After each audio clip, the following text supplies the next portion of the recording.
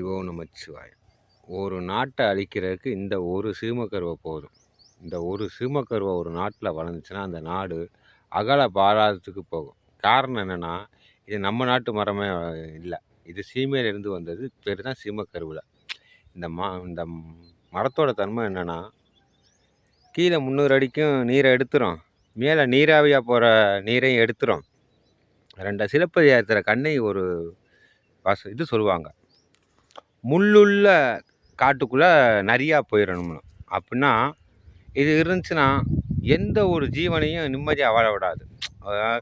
வாயிலா ஜீவன், ஆடு மாடு மான் குதிரை எல்லா காட்டில் வரக்கூடிய விலங்குகளுக்கு பூரா ஒரு டைம் பார்க்க முள்ளு குத்தும், அடுத்த விட்டு வேறு இடத்துக்கு போகும் அப்படின்னு சொல்லிட்டு எல்லா இயற்கை வளத்தையும் கெடுக்கக்கூடிய இந்த மரம் மட்டும் எந்த நாட்டில் இருந்தாலும் சரி அந்த நாடு அகல பாதாளத்துக்கு போகிறது மாற்று கருத்தே இல்லை.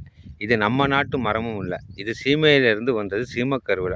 இதோட பூர்வீகம் வந்து தென் அமெரிக்கா. அறிவுள்ள சமூகமே விழிச்சுக்கங்க.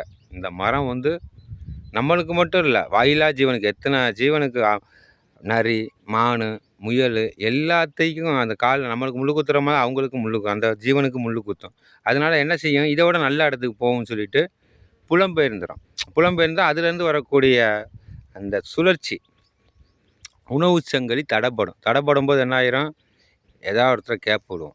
இது நீரையும் கெடுக்குது, நிலத்தையும் கெடுக்குது, உயிரிழத்தையும் கெடுக்குது. அதனால் அறிவுள்ள சமூகமே இந்த சீமக்கருவிக்கு ஒரு விடிவு காலம் பிறந்துச்சுன்னா நம்ம நாடும் நல்லாயிருக்கும், நம்ம நாட்டில் உள்ள உயிரினங்களும் நல்லாயிருக்கும். அறிவோம் நமச்சிவாயம்.